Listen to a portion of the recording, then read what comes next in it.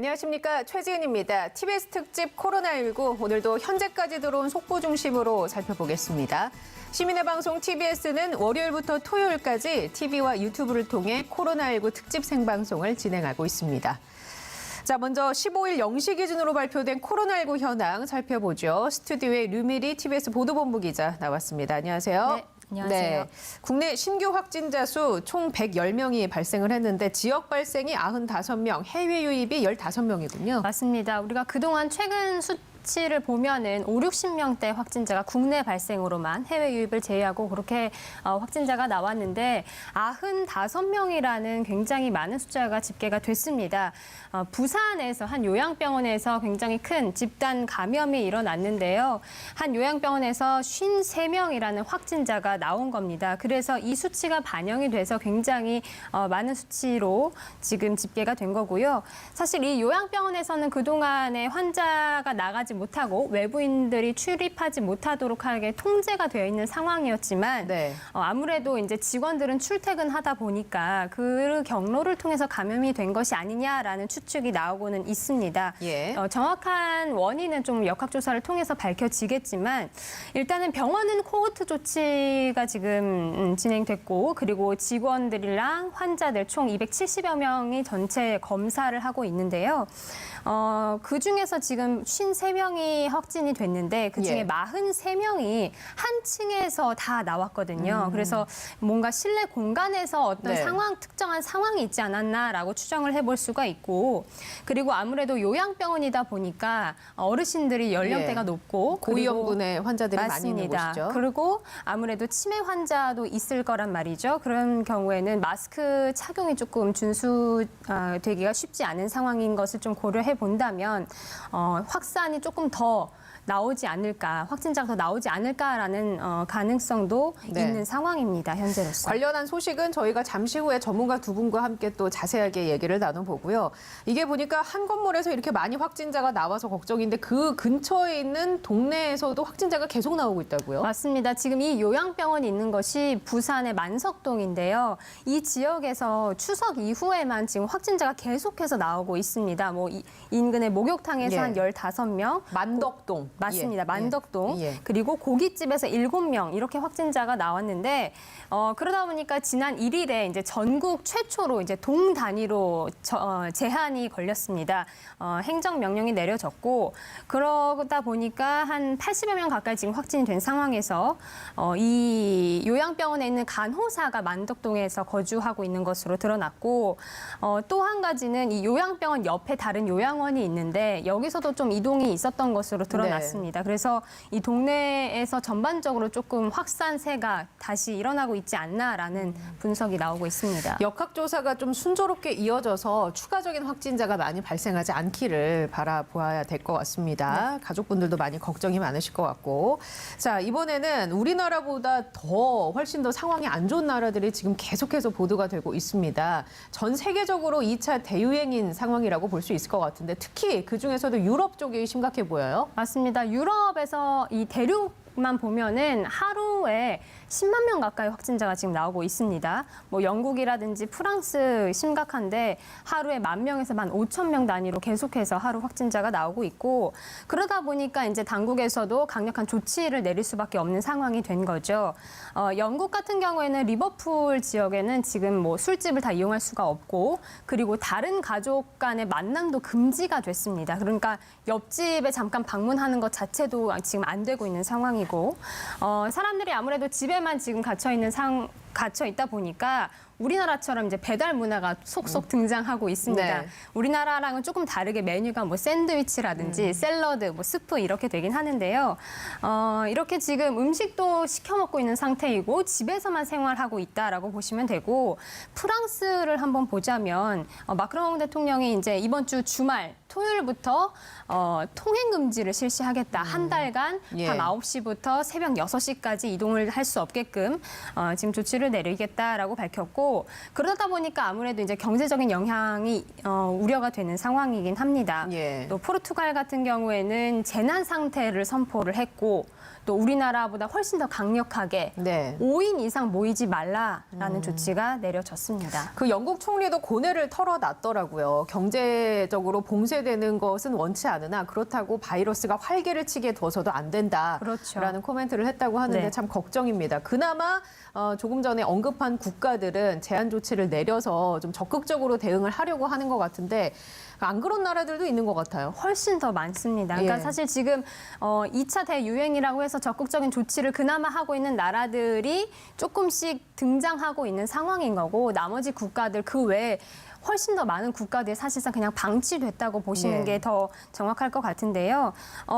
그 중에서도 조금 더 눈에 띄는 국가들을 몇 군데 짚어보자면 네. 이탈리아와 독일입니다. 예. 이탈리아 같은 경우에는 그 1차 대확산, 그러니까 우한에서 처음 이제 시작돼서 연초 1월, 2월 때 굉장히 많은 확진자가 유럽에서 나왔고 그 당시만 해도 이탈리아에서는 하루에 10,000명 정도 네. 나왔거든요. 그런데 심각했었죠. 최근에는 한 1,000명 정도로 굉장히 많이 줄었습니다. 이게 지금 K 방역을 벤치마킹을 네. 해서 굉장히 많은 내부 분위기가 바뀌었고 그리고 국민들도 뭐 마스크를 쓰고 다니고 인식의 변화가 많이 일어났거든요. 그래서 뭐 현재로서는 유럽에서는 그나마 좀 나름 선방하고 있다라고 이제 볼 수가 있겠고요. 독일 같은 경우에도 마찬가지로 우리나라의 그런 방역을 굉장히 많이 벤치마킹했고 따라하고 있습니다. 검사 수를 일단 여기는 늘렸어요. 예. 그래서 하루 확진자 지금 현재 한 5,000명 정도 나오고 있고 그리고 무엇보다도 독일 같은 경우는 이제 그 지방자치가 굉장히 활성화돼 있어서 예. 중앙에서 이제 관리를 한다기보다는 지방 단위로 이제 관리가 이루어지기 때문에 조금 더 신속하고 긴밀하게 대응이 이루어지고 있고 또 마스크 참여라든지 마스크 그 착용이라든지 이런 것들이 굉장히 조금 많이 더 확산이 됐고 이런 방역에 집중을 하고 있는데 우리나라 마찬가지로 공공장소에서는 무조건 마스크를 착용해야 하고 예. 실내에서는 일정 시간별로 단위별로 환기를 꼭 해야 한다라는 명령이 또 내려지기도 했습니다. 네네. 전 세계적으로 상황이 심각하다 보니까 이제 뭐 해외여행은 생각도 못하고 있고 그 수요가 국내로 몰리고 있습니다. 그런데 이제 국내 확진자가 줄어들거나 주춤할 때는 뭐 국내 여행으로 좀 가는 분들 많이 계신 것 같은데 다시 확진자가 많아지면 아무래도 일정을 취소하는 경우가 생길 수 있잖아요. 그렇죠. 네. 그럴 때 환불받는 게 생각처럼 쉽지 않다고 하던데 이런 상황에서 환불을 받을 수 있는 기준이 마련이 됐다고요? 네, 그렇습니다. 공정거래위원회가 발표를 했는데 뭐 항공권이라든지 숙박과 관련된 예약 일정들이 최근에 많이 변동이 있다 보니까 이 네. 기준을 정했습니다. 해외로 나갈 때 뭐 입국이 금지되거나 항공권이 아예 없어지는 경우도 많지 않습니까? 그럴 때는 이제 환불을 요구할 수 있게 됐고요. 그리고 이제 사회적 거리두기 단계별로 조금씩 조치 사항이 달라지는데 사실상 이동할 수 있고 여행은 가능은 하지만 조금 걱정이 되는 뭐 사회적 거리두기 2단계 정도 될 때 뭐 실제적인 여행이 어려울 경우에는 위약금의 한 절반 정도는 받을 수 있게끔 지금 조치가 됐고요. 숙박업소 같은 경우도 뭐 사업장의 소재지에 따라서 받을 수는 있습니다. 그런데 예를 들어서 예약을 할 때 우리가 그 숙박업소에 직접 전화해서 예약을 하기보다는 뭔가 다른 플랫폼을 통해서 하는 네. 경우들이 최근은 많잖아요.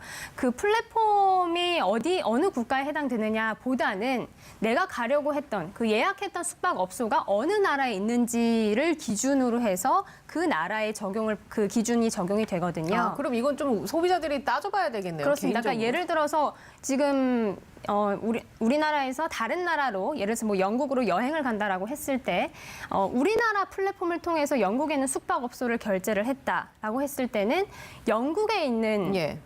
그 기준이 적용이 네. 되기 때문에 그쪽 기준에 맞춰서 환불 조치가 이루어져야 되고요.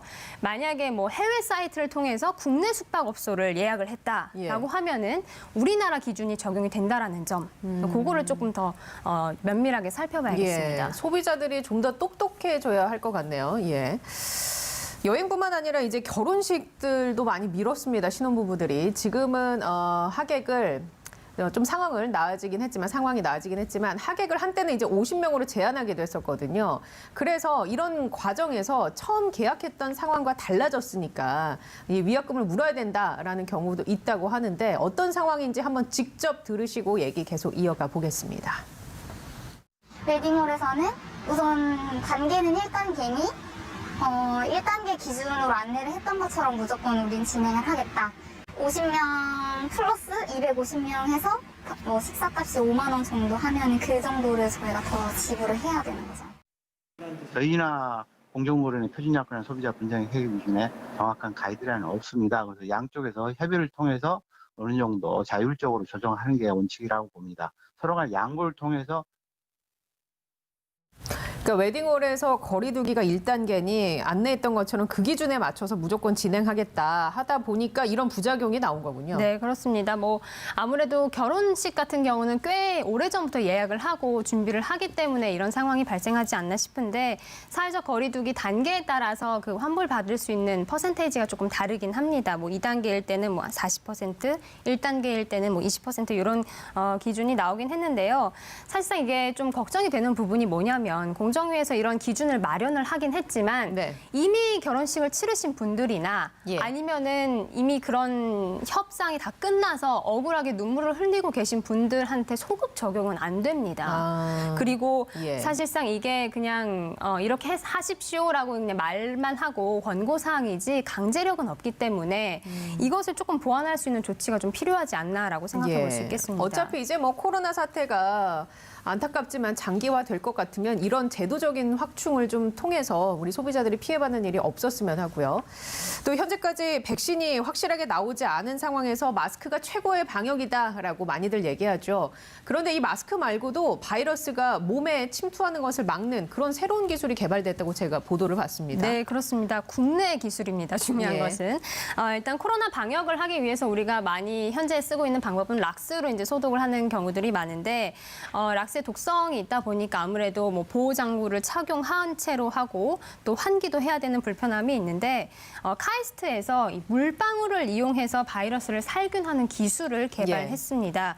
물방울에 전기를 통하게 해서 전하를 띠는 입자를 생성하게 되는데 네. 여기서 이제 살균 효과가 있는 물질이 만들어져서 이것을 이제 활용한다라고 예. 보시면 되겠습니다. 그래요. 그럼 이 관련한 기술에 대해서는 또 잠시 후에 전문가 두 분과 함께 또 얘기를 나눠보도록 하겠습니다. 자, 류미리 기자와는 여기까지 이야기 나누도록 하겠습니다. 고생하셨습니다. 고맙습니다.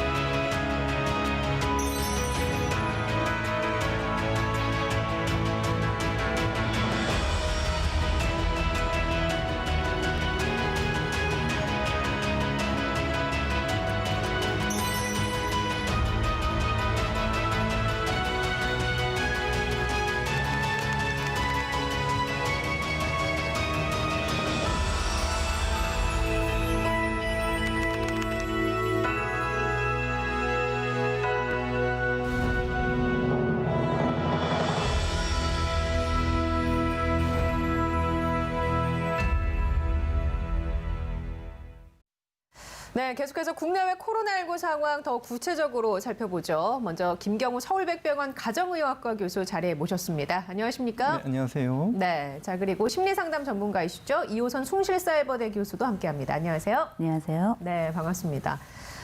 오늘 신규 확진자가 110명이 나왔어요. 코로나19 확진자 숫자를 늘 챙겨보는 그런 날들이 계속이 되고 있는데 사실 거리두기가 1단계로 완화돼서 그런지 이게 다시 높아지면 어떡하지라는 불안감이 좀 커지고 있거든요.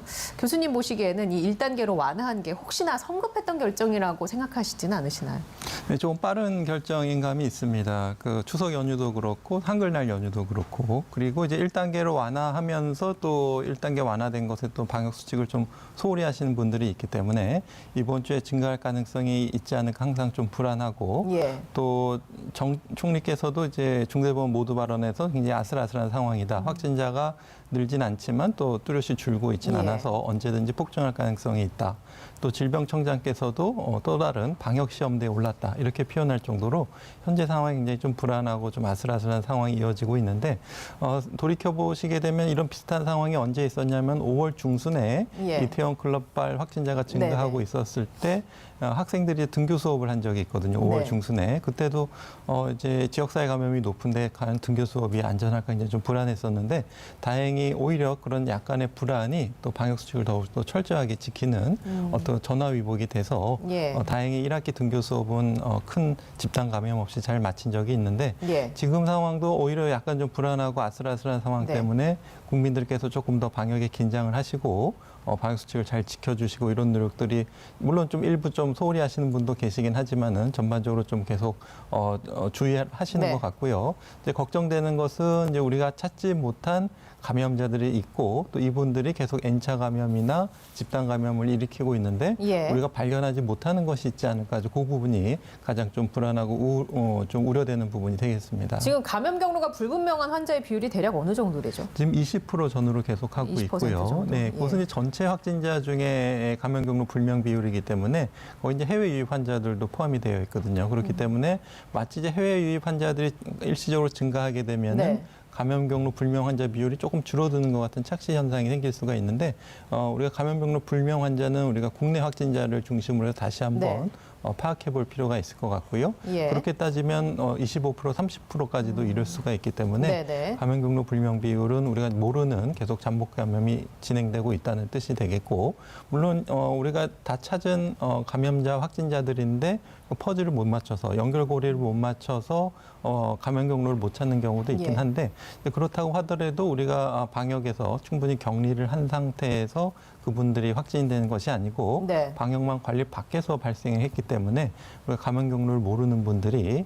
계속 발생하는 것은 상당히 좀 불안한 요소라고 할 수 있겠습니다. 관련해서 잠시 후에 또 여쭤보기로 하고요. 이호선 교수님, 네네. 조금 전에 우리 교수님께서 뭐라고 해주셨냐면 약간의 불안이 방역 수칙을 지키는 데 도움이 될 수 있다라고 얘기해 주셨거든요. 네. 심리적으로 그런 게 작동하는 건가요? 충분히 작동이 가능하죠. 네. 왜냐하면 우리가 왜 약간의 의무감이 우리를 앞으로 걸어가게 하는 굉장히 중요한 힘이 되잖아요. 그런 것처럼 약간의 스트레스는 늘 누군가에겐 동기부여가 될 수 있는 거고 이런 동기부여가 말씀하셨던 지금 방역 상황에 있어서는 누군가가 보여줬던 이런 어떤 위기 상황이 일부 내 다짐, 내 마음속에 나도 조심해야 되겠다, 너도 조심해야 되겠다라고 하는 일련의 뭐 경고 사이렌이라고 할까요? 이런 역할을 할 수 있기 때문에 사실상 말씀하신 대로 심리적 방역 준비 또 다짐 이런 데 영향을 미친다고 봐야 되겠죠. 근데 이제 그게 너무 또 장기화되다 보니까 또 그것도 스트레스가 오긴 하지만 어쨌거나 개인의 입장에서는 이런 약간의 스트레스를 계속 경계를 하면서 이제 혹시라도 이제 많이 늘어날 수도 있으니까 내가 조심해야지 이런 마음가짐을 하면 되는 거죠. 네, 멀리 있는 소식은 경계심이 이제 기간이 길어지면서 약해질 수 있는데요. 예.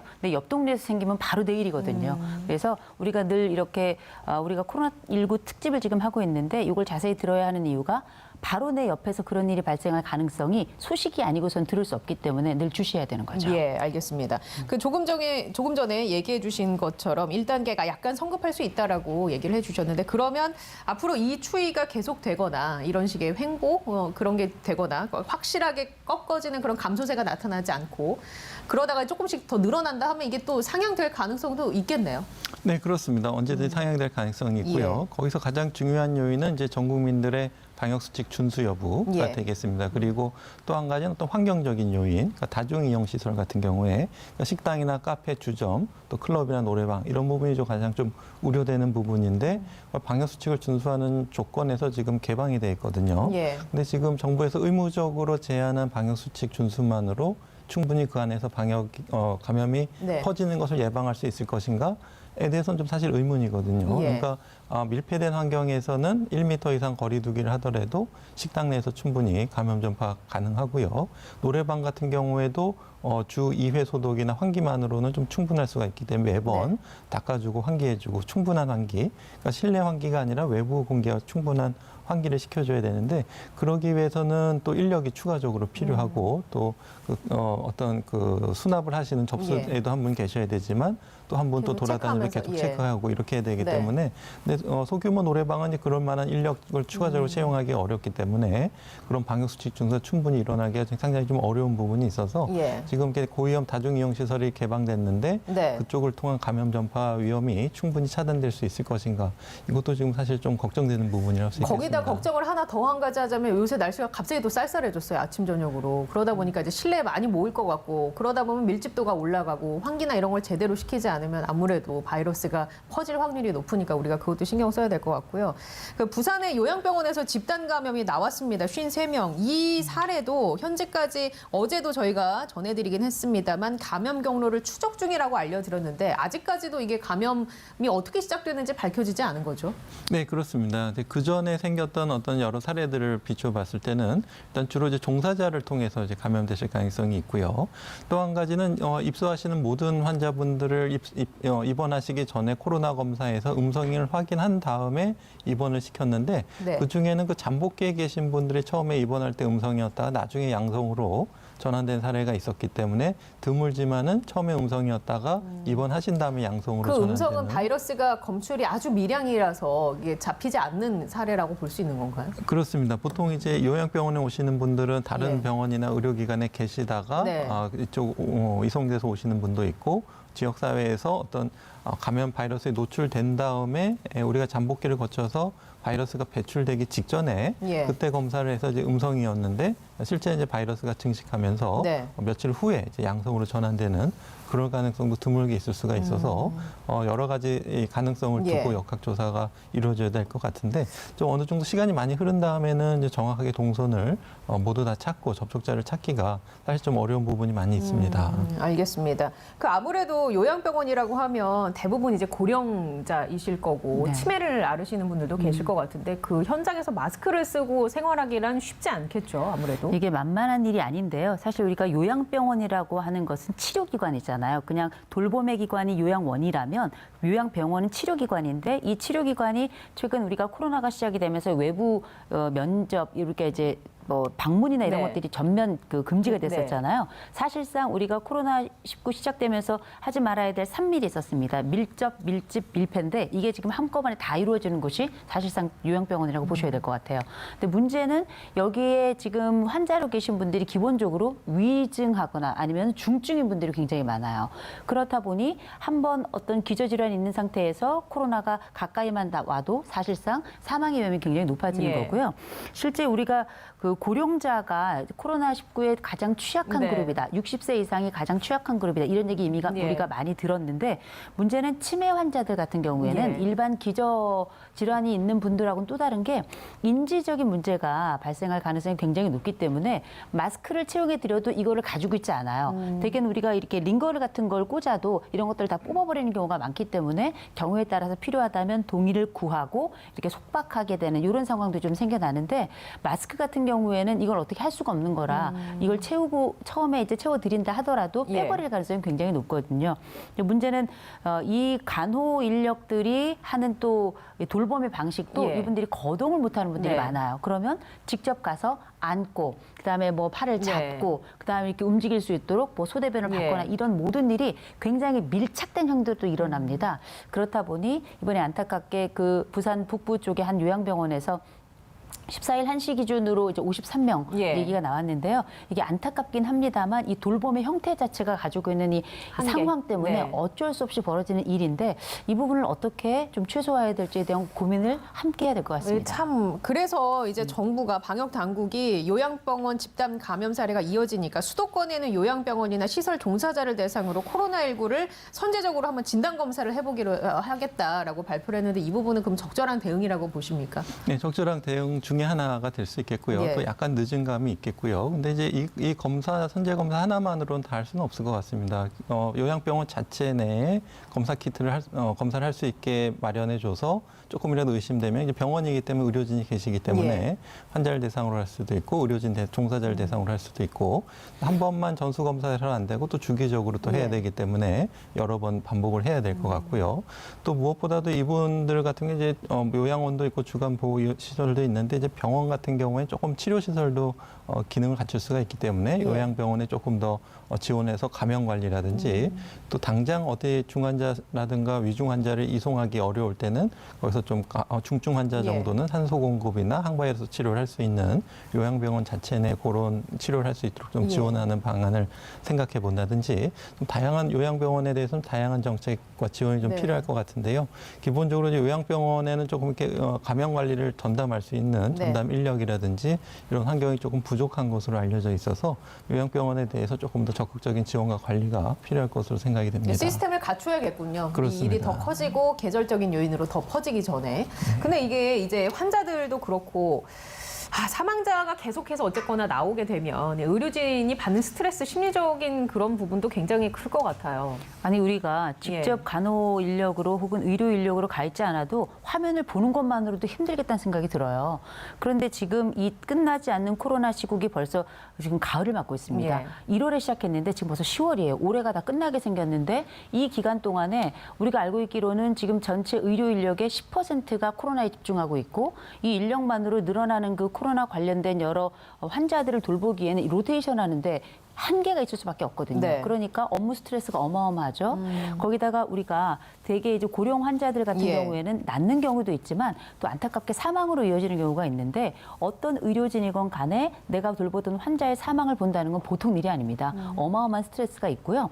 그리고 이 일이 언제 끝날지 아무도 알 수 없는 거기 때문에 의료진들이 가지고 있는 이 미래 예측 불가능성이라는 건 심신을 더 지치게 하는 굉장히 중요한 요인이 될 거라고 보고, 근데 이분들의 지금 스트레스가 이제 전혀 관리가 안 되는 건 아니고요. 급과 트라우마 센터에서 말 그대로 상담 코너를 하나 만들어서 그 창구를 통해서 이분들의 소진 관리를 시작을 했어요. 그게 구체적인 이제 창구에 이제 얘기를 받기 시작한 게 6월 9일인데 지금까지 거의 600건에 가깝게 지금 그 소진이 너무 힘들다 이런 전화가 왔다고 얘기를 하는 건데 제가 볼 때는 지금은 의료 인력을 더 늘리는 인력을 충원하는 수밖에 없을 것 같고요. 이분들에 대해서 어떻게 사회적으로 보상을 할까도 좀 저는 생각을 해봐야 될 거라고 봅니다. 그래서 그런가 이제 죽음에 대한 공포는 의료진뿐만 아니라 중노년층의 경우도 예외는 아닌 것 같습니다. 보험 가입 의향이 높아졌다라는 자료가 나왔더라고요. 이게 보험이라는 게 원래 불안을 먹고 성장하는 그 업종이잖아요. 그렇다 보니까 사실은 국가 위기뿐만 아니라 우리가 사회적으로 어떤 사건 사고가 딱 터지면 제일 먼저 증가하는 게 보험 가입률이거든요. 그래서 특별히 우리가 중장년의 보험 가입률이 높아졌다는 얘기는 뭐냐면 첫 번째, 이분들도 알고 있는 거죠. 우리가 빨리 사망할 가능성이 굉장히 낮아졌다라는 거. 두 번째로는 이 코로나 시국이 언제 끝날지 모르고 거기에 해당되는 여러 합병증이 있는데 내가 아직 코로나 걸리기 전에 합병증이 오기 전에 미리 들어놓는 게 오히려 낫겠다. 그리고 지금이야 국가가 상당 부분 도와주고 있지만 이게 언제까지 가겠는가라는 불안도 사실 있기 때문에 개인적인 준비 또 개인적인 미래에 대한 예측 이런 것들이 함께 들어가고 특별히 이런 것들에 대한 또 보험료를 지급할 수 있고 또 불안이 약간 높은 연령대가 중장년층이거든요. 그렇기 때문에 이분들의 보험 가입률이 높아지는 게 아닌가 이런 생각이 들고 무엇보다 보험이 나쁜 건 아닌데요. 그렇다고 무작정 든다고 해서 나중에 돌아보면은 괜히 들었나 이런 경우도 있거든요. 그래서 고려해서 신중하게 드셔야 될 거라고 생각합니다. 아까 전에 류미리 기자와 그 얘기를 잠깐 나눴는데요. 김경호 교수님, 공기 중에서 코로나19를 제거할 수 있는 나노 물방울 기술이 국내 대학 연구진에 의해서 개발이 됐다는 소식을 살펴봤습니다. 이거 어떻게 기대해봐도 되는 걸까요? 어떻게 보십니까? 네, 그 여러 가지 신기술은 좀 계속 개발이 되고 또 중요한 안전하고 효과가 있으면 적극적으로 도입돼야 될 것 같습니다. 그래서 이 기술도 나와봐야 되겠지만 아마 이제 하이드록시 라디칼, 그러니까 수산화 라디칼을 이용한 것으로 알려져 있는데 이 수산화 라디칼은 우리가 살균 작용, 항바이러스 작용이 있어서 우리 인체 내에서 세포에서도 바이러스 감염된 세포를 죽일 때 쓰는 것이 이제 이 수산화 라디칼이 되겠고 과산화수소 속의 소독도 역시 수산화 라디칼을 이용한 살균 작용이 있기 때문에 아마 물방울에 이제 그런 것이 있다면은 살균 작용, 항바이러스 작용이 있을 것 같은데 이제 가장 중요한 건 인체의 안전성이 한 번 더 확인돼야 될 것 같고요.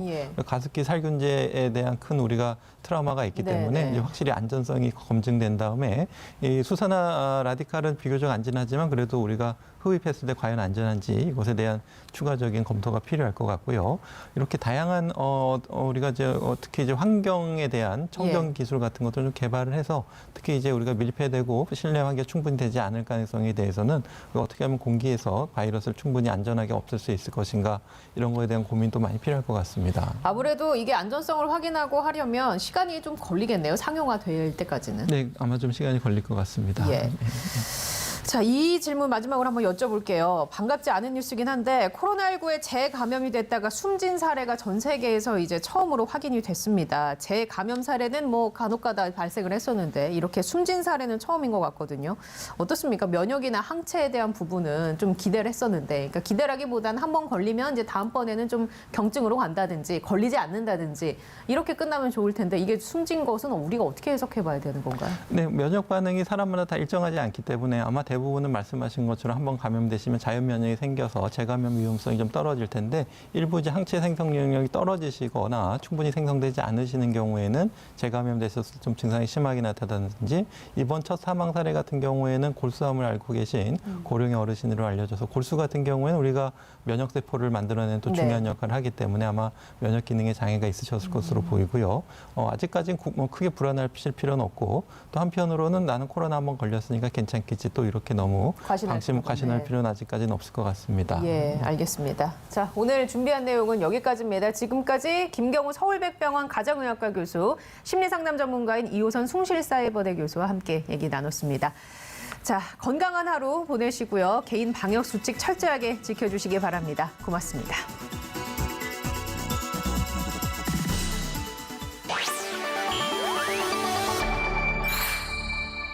TBS